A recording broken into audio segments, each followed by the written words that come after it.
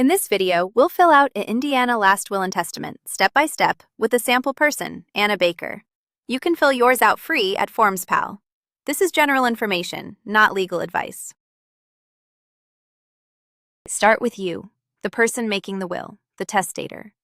Type your full name at the top, then in the opening line your name again, the city where you live, and your county. Anna Baker lives in Indianapolis, Marion County. Next, your family. Note whether you are married and name your spouse. Here, Ben Carter. Then list your children with their birth dates. Anna Baker has one daughter, Maria Baker.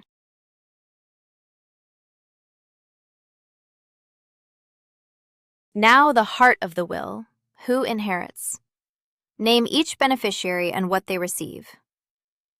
Anna Baker leaves her estate to her daughter, Maria Baker.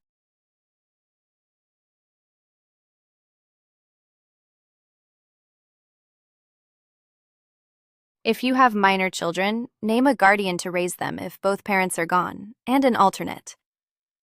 Anna Baker names Ben Carter, then Carlos Diaz as backup. Choose your executor, the person who carries out your wishes. Here, Carlos Diaz, with their address, and name an alternate too.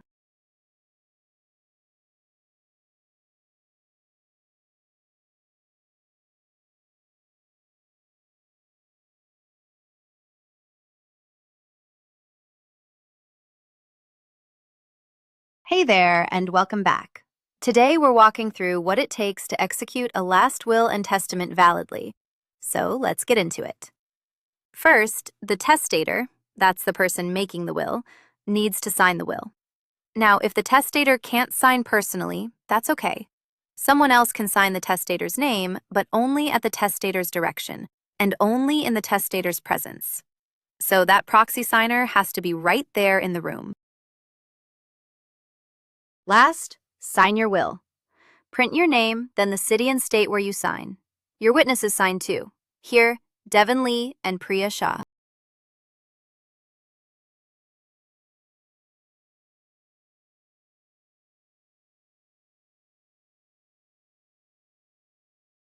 That is the whole will. Fill yours out free at FormsPal.com. Then print and sign it the way Indiana requires. This is general information, not legal advice.